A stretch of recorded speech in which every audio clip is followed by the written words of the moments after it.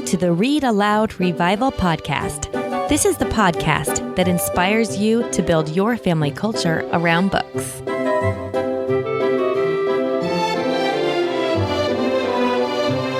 Hello, I'm Sarah Mackenzie, and you're listening to episode 29 of the Read-Aloud Revival podcast. This is the place you get the inspiration and encouragement to build your family culture around books. I'm so glad you're here. Today, we're going to be talking about how you get back in the saddle. Now, usually podcasts are me and somebody else I'm chatting with in an interview style, but today it's just going to be you and me, and we're going to tackle this idea of getting back into it. When you've let reading aloud slide off your priority list, how do you restore it to its rightful place? Because I can tell you, it's easy for me to let reading aloud with our kids fall to the wayside during the summer. Our time and our energy is spent on lots of other things in the summer, other seasonal pursuits. But when fall rolls around and it's time to get back to school, I'm really looking forward to getting back into our read aloud habits and spending hours cozied up and lost in story. But just because I'm motivated by that idealistic picture of us all, snuggled under blankets, sipping cocoa and wandering into Narnia or whatever, it doesn't mean it's super easy to make happen. It's kind of like anything else that ought to be done daily. If I don't set myself up to make it a priority, it's just not likely to happen. That can be, prayer or journaling, reading aloud or exercising or practicing my photography or cleaning up the kitchen at the end of the day. Anything I want to get to as a habit, I have to be a bit strategic about how I go about setting that priority so that it actually happens. So today I'd love to discuss how to rev back up for another great year of reading aloud. And I've got a few strategies that I use to motivate myself when we've slipped out of our read aloud habit and thought maybe one of these might be helpful to some of you. So we're going to dive right into the content of today's podcast. Before we do, I want to remind you that you can head to audibletrial.com/readaloud and you can get a free audiobook when you try Audible for 30 days. We use Audible all the time in our home. I love how convenient and easy it is to grab an audiobook, and you get to keep it, of course. It's not just borrowing the book, you get to have the book, which is really nice. We've collected most of the Redwall books using Audible. My son loves to listen to audiobooks during his rest time. Again, that's audibletrial.com/readaloud. Okay, so let's talk about 5 strategies for motivating yourself to get back in the saddle, to get back into it and start reading aloud again on a normal basis. The first strategy is super simple. It's just setting a time. If there's no time set aside for reading aloud, I can be pretty much sure that it's not going to happen. So this year, I, of course, have the added challenge of contending with 3 toddlers and homeschooling my big kids. So I know that if it's not on the calendar and if it's not on my schedule, it's not going to happen. And I don't know what you're up against as far as your season in life and your family situation, but the likelihood is if something isn't a priority on your daily calendar, it probably won't happen on a regular basis. Life just gets too crazy. There's too many different things clamoring for our attention.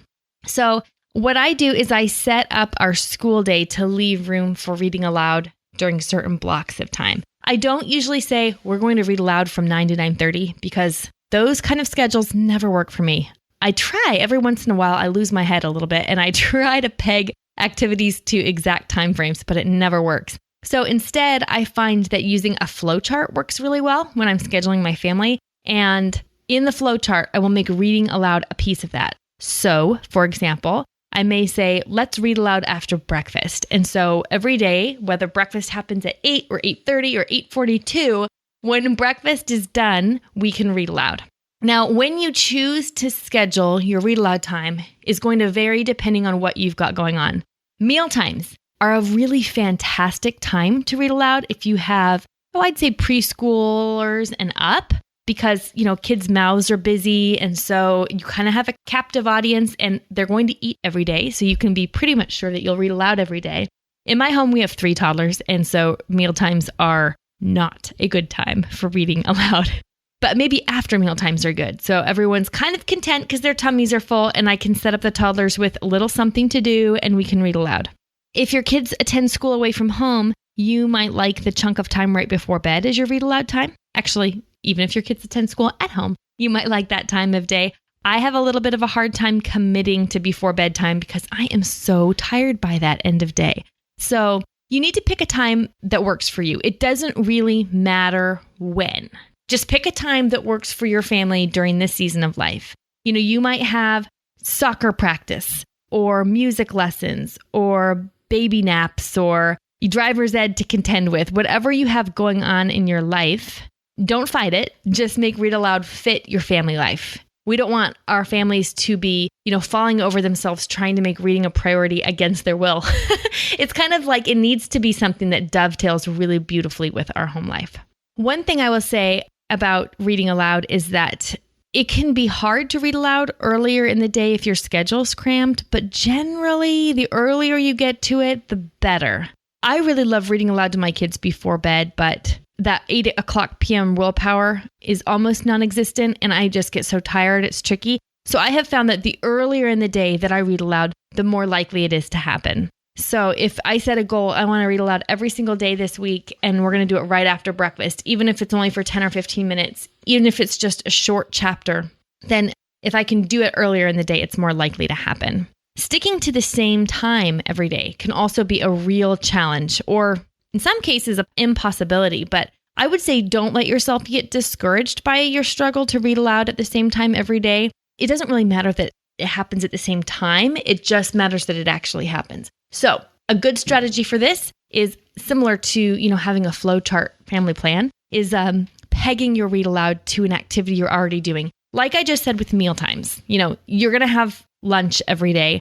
And so if you put your read aloud time during lunch, the likelihood is you'll probably get to it. In episode 7 of the Read-Aloud Revival, I talked to Melissa Wiley, who's one of my favorite children's authors, the author of The Prairie Thief and the Little House on the Prairie Martha books and the Inch and Rolly early readers.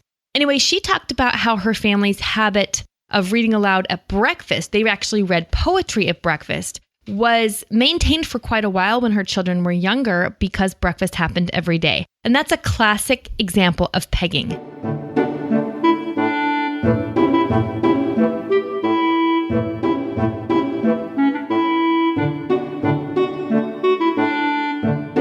Jamie Martin in episode 10, she talked about reading aloud during those final few minutes before dinner. She'd be in the kitchen doing dinner prep, doing those final things before dinner was ready, and her husband would be reading aloud. And so that's just something they pegged. If we're doing this activity, we're also reading aloud. And that's a classic example of a peg. So you can peg your read alouds to anything you do every single day.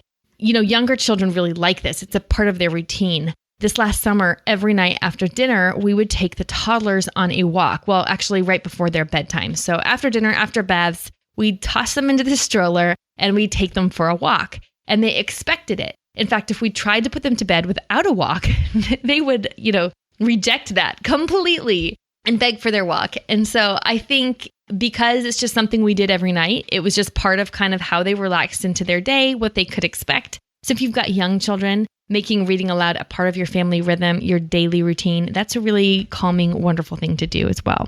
Just remember that your family is unique. What works for Melissa Wiley or Jamie Martin or me isn't probably going to work for you, or it might not work for you, but something else will. So really don't fight against your season in life. Don't fight against your particular circumstances, whether your kids are going to school, whether they're home, whether you have lots of babies in the house, whether your schedules are a little bit crazy for this season. Just make it work for your family life. Make reading aloud serve your family. Okay, that was a really long strategy. That was just to set a time. Make it a priority, put it on the calendar, right? The second strategy I think helps as we're getting back in the saddle is just to keep the book handy. I have this tendency to use baskets around my house, but the problem with stashing your current read aloud in a basket is that you can't see it. And if you can't see it, you might not do it. I mean, the gnarly truth is that we do whatever's right in front of our face. It's why you're more likely to turn on a TV if it's in your main living area, rather than if it's, for example, down in your basement and you have to go out of your way to go turn it on. It's why when I'm practicing my amateur photography, which I really love to do, when I'm reading these photography books that are helping you get better at photography, they'll say, keep your camera out and handy. If you go stash it in your camera bag, in a drawer, in the back room, you're just not going to take that many pictures. So you need to keep your camera out and handy where you can just grab it at a moment's notice, and it just doesn't take as big of a commitment for you to get started, right? It's all about removing those barriers to entry. And so if your read aloud is kept out where you can see it, let's say in the morning, it's on your kitchen counter and you walk by that kitchen counter 15 times, maybe one of those times you'll just grab it and start reading from it. Rather than if it's stashed on a bookshelf, hidden back in the office or the den or somebody's bedroom, and you actually have to think, okay, now it's time to read aloud. Now I'm going to go get the book and almost work up some impetus to have to do that. It sounds silly, but it's totally human nature to do what's right in front of us and to do things that are easy. So keep it handy and keep it right out in front of your face, and so that you'll constantly have that reminder, hey, we wanted to do this. I do this with my Bible too, because I have that really bad tendency not to pick up my Bible every morning like I should. So if I keep my Bible out where I can see it first thing, in fact, if I put it on top of my computer, it's even better because I have to move that Bible off the computer to open it. And so it reminds me, if you're going to move this, you should probably open it and read it. So if you keep it, you read aloud, in a high traffic and highly visible part of your home, you're more likely to grab it and just get in a couple minutes of reading aloud. Okay, so now we've set a time and we've kept it handy and visual. And now I'm going to tell you to read what you love, because reading aloud is about connecting with our kids. More than cultivating the moral imagination, more than improving their language capacities or filling them up with rich storehouses of beautiful stories and images. What we're really doing is building relationships with our kids. So I would encourage you not to overthink your read aloud choices too much at the beginning of a new school year. Just choose something fun that will allow you all to laugh and enjoy one another. I think mindful mamas, we have this tendency to maybe get a little bit overzealous with what we're going to read. We want it always to be classics or always to be the most beautiful, wonderful literature, or something that really engages and enlivens the imagination. That's good. That's not a bad thing. But I think sometimes we add a false pressure to that, and we forget that sometimes we can just read aloud something that's fun. You could read Hardy Boys to your son or Nancy Drew to your daughter. That would be wonderful. You would still be building this beautiful relationship. You'd still be connecting with them. And that's the whole point. And then when you have these good read aloud experiences with fun, light fiction like that, it kind of way leads on to way. And it allows you to develop a habit of reading aloud, to make it a part of what your family does, and then to dive into some classics and better literature that will feed and nourish your child's soul and imagination on a deeper level. But take that pressure off, especially at the beginning of a new school year. You're getting probably a lot of pressure. Whether your kids go to school or you teach them at home or any number of things, you're going to have a lot of pressure on yourself and on your children at the beginning of a new school year, right? This is going to be the year that you master this subject, or that we finally begin to do this thing, or whatever. Release the pressure on the read aloud front. Let reading aloud be a balm to your family rather than a burden as you start a new school year. So find something that lets you try on a variety of funny voices, that's comical or inspiring or adventurous. Just whatever gets your kids to beg you each day for just one more chapter. I'll tell you what, if my kids are pressuring me to read each day, I'm way more likely to make it happen. My older kids loved the book Surviving the Applewhites, and they asked me multiple times a day, can we just read one more chapter? We read that book really fast because they were giving me so much pressure. They were delighting in it so much. Another one they really loved reading was A Midsummer Night's Dream, the rendition done by Adam McEwen. We'll link it up in the show notes. It's a retelling of A Midsummer Night's Dream with these really stunningly gorgeous illustrations. There's just no way my kids would have let me skip a day of reading that aloud. They were way too eager to find out what Robin Goodfellow was going to do next, what mischief he was going to drum up. So just remember, reading aloud is about connecting with our kids. It's about connecting as a family. It's about enjoying each other. And it doesn't always have to be super highbrow. So let yourself off the hook a little bit here at the beginning of a new year.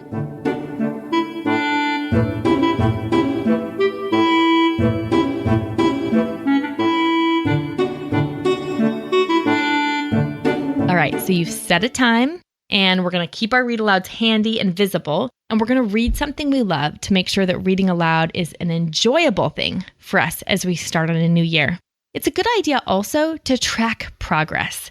So there is some real, true science done about endorphins that are released when we check items off our to-do list. So I don't know about you, but man, I can feel those endorphins. I love checking off my to-do list.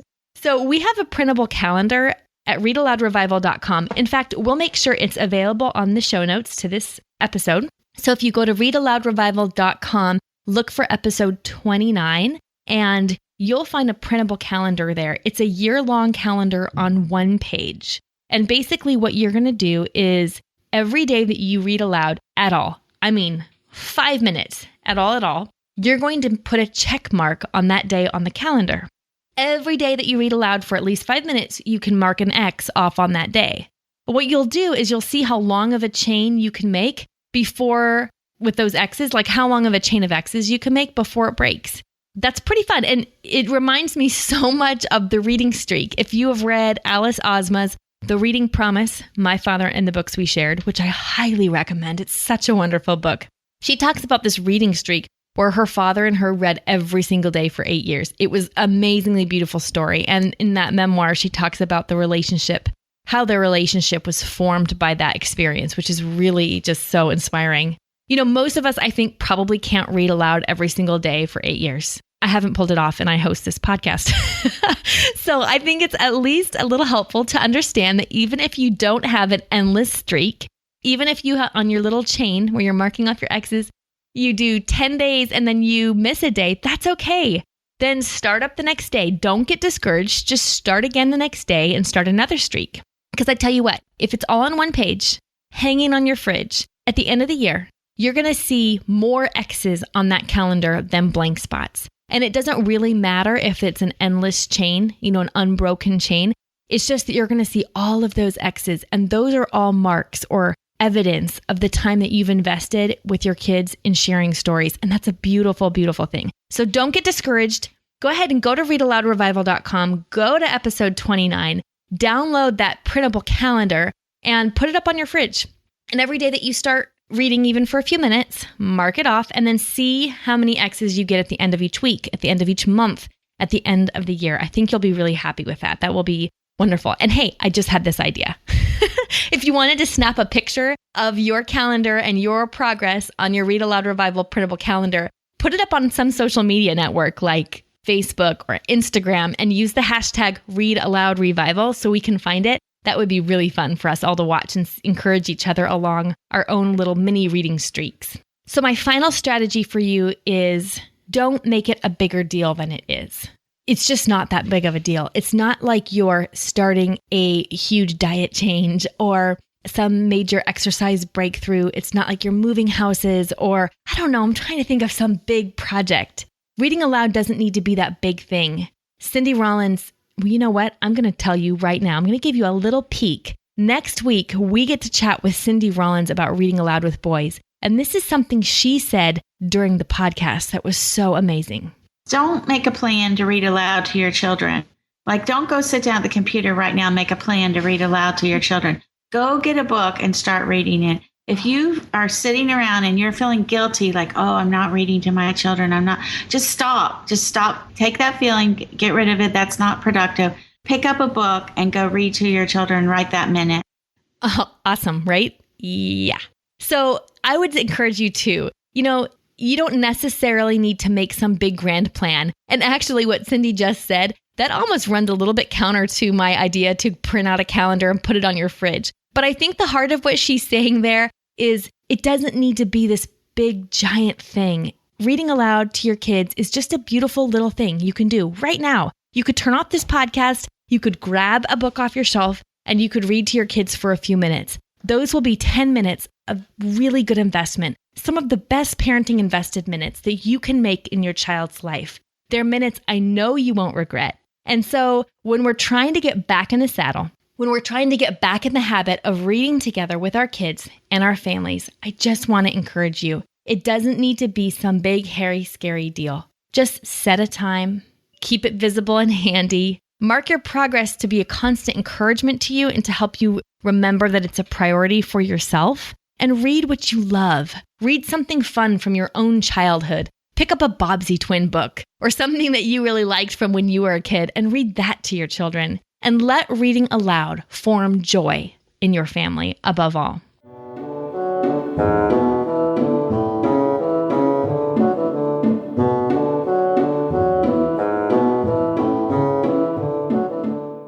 As always, the show notes for this episode are at readaloudrevival.com. Just look for episode 29.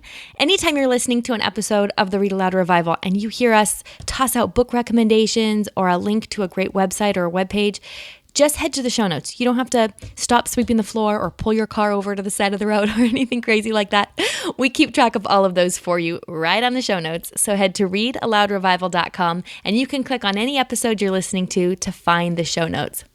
Also, we just added a bonus there. At episode 24, I talked about that transition from picture books to chapter books. So when you're first starting to want to introduce longer narrative fiction to your children and dive into reading novels with your kids, but you're not sure where to start, we did a whole episode on that. And I gave my very favorite list of books that I think make the best transitional books from picture books to chapter books. And we have a printable list there for you. So you can print that off. You can tuck it into your diaper bag or your purse, take it with you to the library or at the used bookstore or whatever. And you can get that at episode 24. So if you head to readaloudrevival.com, look for episode 24, and you can grab that printable list free for yourself.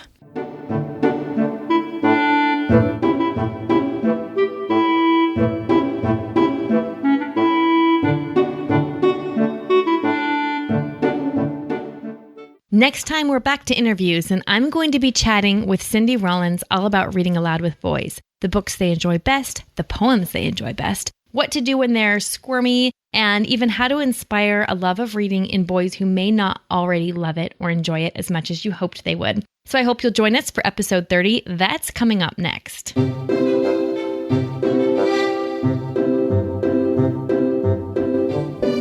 Now it's time for Let the Kids Speak. This is my favorite part of the podcast, where kids tell us about their favorite stories that have been read aloud to them. My name is Jackson, and I live in Culver City, and my favorite read aloud this year was No Time for Fox, because I like when they try to dig a hole to catch the foxes, but it doesn't work. And I like the part where they starve almost to death. And I like the part when they make tunnels so they can get food from the hunters' houses. My name is Joel Bengoa. I am 5. I came from Nevada. My favorite book is Mrs. Pigglewiggle. My favorite part was when Mrs. Pigglewiggle cured the not wanting to go to school this year. Mrs. Pigglewiggle cures all these children, like when they don't want to have a bath. I thought you said a cure. It's a very good book. Hi, my name is Bryce. I am 6 years old, and I live in Tampa, Florida. One of my favorite books is Riding the Pony Express by Clyde Robert Bullock. You might like this book too if you like horses or cowboys or Indians. Hi, my name is Renee. I'm 8 years old and I live in California. I like the book The Water Witch by Dick Kingsmith. I like it because it has to do with Legend of the Loch Ness Monster of Scotland. I like the characters and the adventure too. It's a great book. Hello, my name is Natalie. I'm 6 years old and I live in California. One of my favorite books is Little Pea by Amy Cross Wilson. It's about a cute little pea that doesn't like candy at all, but he loves spinach. I like this book because it's so funny and cute. Thank you so much, kids. I always love to hear the books that you're enjoying reading aloud. Don't forget, you can go to readaloudrevival.com and click on episode 29 for the show notes to this episode of the podcast and to download your one-page calendar that will help you keep your progress and momentum tracked for reading aloud. I think that will be so much more helpful to you rather than creating a plan from the beginning and thinking, okay, we're going to do this big thing called reading aloud. You're just kind of making a little note, a little X, a 10-second thing where you're noting your successes and you're able to track your wins. And I think that will provide you with a lot of momentum to keep doing this wonderful, important work of reading aloud with your kids. Thanks so much for joining me for this episode of the podcast. Visit us on readaloudrevival.com to get all the goodies associated with the show. And don't forget that you can get your free book on Audible by going to audibletrial.com/readaloud to give Audible a try with your family. Thanks for joining us. Until next time, go build your family culture around books.